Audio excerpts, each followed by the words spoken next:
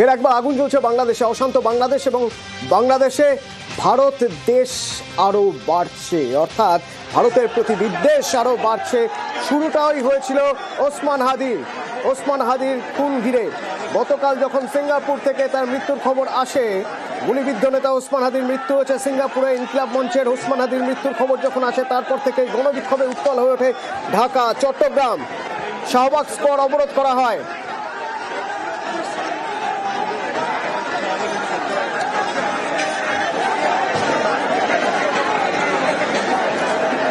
শুধু তাই না, সংবাদ মাধ্যমের অফিসে হামলা চালানো হয়।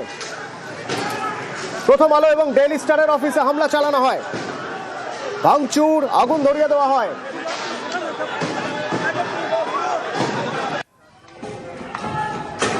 আওয়ামী লীগের দপ্তরে, সেখানেও ইনকিলাবের সমর্থকরা আগুন ধরিয়ে দেন। দেখুন, প্রথম আলো, বাংলাদেশের প্রথম সারির সংবাদ মাধ্যম প্রথম আলোর অফিস, সেখানে বিক্ষুব্ধ জনতা তারা প্রবেশ করেছে এবং বিভিন্ন ক্ষোভের জায়গা থেকে তারা কিন্তু প্রথম আলোর অফিসের ভিতরের ছবি দেখুন। এটা ডেইলি স্টারের অফিস। হামলা, ভাঙচুর, কাঁচ ভেঙে, দরজা ভেঙে ভিতর থেকে আসবাবপত্র নিয়ে চলে যাচ্ছেন। ঠিক যেরকম ছবি দেখা গিয়েছিল বাংলাদেশে গত বছর অগাস্টে, এই যেন একই ছবির পুনরাবৃত্তি। সেই একই রকম ভাবে উন্মত্ত জনতা প্রথমে ভাঙচুর করছে, দরজা ভেঙে ভিতরে ঢুকছে এবং তারপর আসবাবপত্র নিয়ে বাড়ি চলে যাচ্ছে।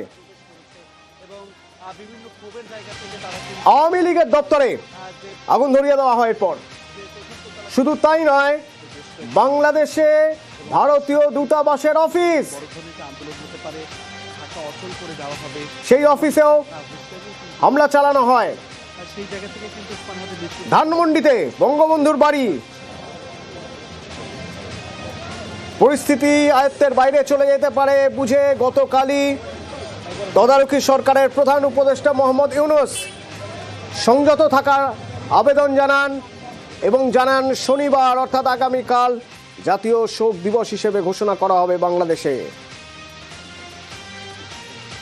শহীদ শরীফ ওসমান হাদি দ্রুত আইনের আওতায় আনা হবে এবং তাদের বিরুদ্ধে সর্বোচ্চ শাস্তি নিশ্চিত করা হবে। এই বিষয়ে কোনো ধরনের শৈথিল্য দেখানো হবে না।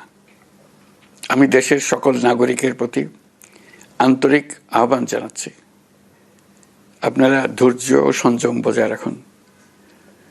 আইনশৃঙ্খলা রক্ষাকারী বাহিনী ও সংশ্লিষ্ট সংস্থাগুলোকে পেশাদারিত্বের সঙ্গে তদন্ত কার্যক্রম পরিচালনা করে সুযোগ দিন।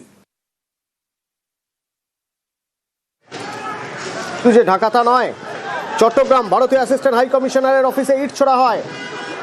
ঢাকায় ভারতীয় দূতাবাসে হামলার চেষ্টা হয়। কেন? তার কারণ অভিযোগ করা হচ্ছে এপারের কূটনৈতিক দপ্তরকে টার্গেট করা হচ্ছে। তার কারণ অভিযোগ করা হচ্ছে ভারতে বসেই হাদি হত্যার ছক কষেছেন হাসিনা।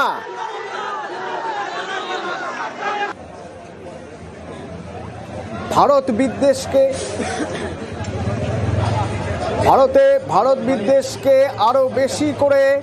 আরো বেশি করে ছড়িয়ে ফেলার জন্য পরিচিত এই ওসমান হাদি, যে ওসমান হাদি এক শিক্ষক, পরবর্তীকালে জুলাই আন্দোলনের মাধ্যমে তার উত্থান এবং ফেব্রুয়ারিতে যে ভোট মনে করা হচ্ছিল ইনকিলাবের পক্ষ থেকে হয়তো তিনি ভোটে প্রার্থী হয়ে দাঁড়াবেন, তার পরিচিতি, তার জনপ্রিয়তাই ভারত বিদ্বেষের জন্য।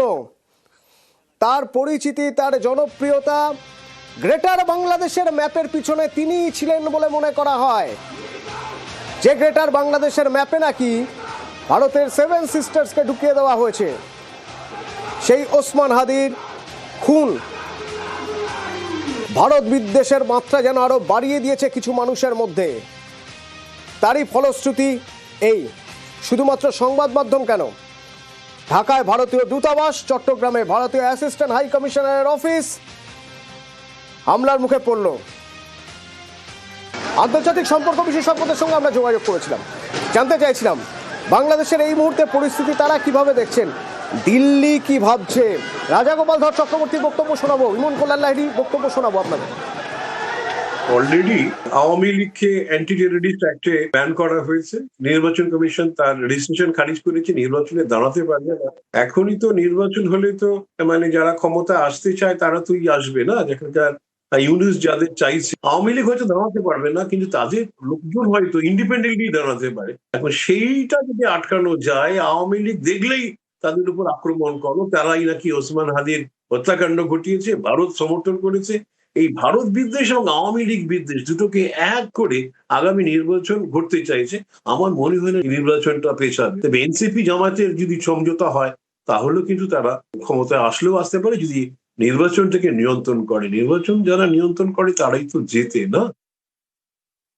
হাসিনা সফট টার্গেট হয়ে গেছে এখন। ভারত যেহেতু আশ্রয় দিয়েছে, দীর্ঘদিনের বন্ধু, আজকে মুজিবের সময় থেকে শুরু করে দুই বাংলার একটা ঐতিহাসিক প্রেক্ষাপট আছে এবং 71 সালে মুজিব এই বাংলাদেশ তৈরি করেছিলেন, ভারতবর্ষের কন্ট্রিবিউশন আছে। এটা ভারতবর্ষকে সামনে রেখে ইউনুস আরো কিছুদিন ক্ষমতা ভোগ করার প্রচেষ্টা চালাচ্ছে। ভারতের এতে কিছু যায় আসে না। বাংলাদেশের মাটিতে যদি ভারতবর্ষের এম্বাসি না থাকে তো ওরা তো বিনা চিকিৎসায়, বিনা শিক্ষায় মারা পড়বে। আমাদের যারা কর্মচারী বিভিন্ন এমবাসিতে আছেন তাদের নিরাপদে ফিরিয়ে আনলেই ভারতবর্ষের দায় শেষ, পড়ার সিল হয়ে যাবে। ওপার বাংলার কোনো রকম অশান্তির আজকে এপার বাংলায় পড়তে পারে, এই আশঙ্কার কথা যখন বিভিন্ন মহলে শোনা যাচ্ছে, তখন আন্তর্জাতিক সম্পর্ক বিশেষজ্ঞ কি বলছেন ইমন কল্যাণ লাহিড়ী। আমরা তো অনেক সময় মানসিকভাবে নির্ভরশীল ওপার বাংলার ওপর। দেবদুলাল বন্দ্যোপাধ্যায় মুক্তিযুদ্ধের সময় রেডিওতে প্রচার করছেন, বহু মানুষ এর সঙ্গে যুক্ত। মুক্তি বাহিনীর পক্ষে যখন বহু রিফিউজি মানুষ তারা সমর্থন করেছিল, তো এটা তো আবেগে লাগছে, কষ্ট তো হচ্ছে। 1905 সালে যেমন ব্রিটিশরা ভাগ করার চেষ্টা করেছিল, তারা সার্থক হয়েছিল। 71 সালে আমরা কাছাকাছি আসার চেষ্টা করেছিলাম, হতেই পারে দুটো দেশ, আবেগ তো এক ছিল। হাসিনা যথেষ্ট চেষ্টা করেছেন দুই বাংলা ট্রেন, পরিকাঠামো, যাতায়াত সুষ্ঠুভাবে তৈরি করার। ইউনুসের ধারণা যে খুব বেশি দিন থাকবে বলে আমার মনে হয় না।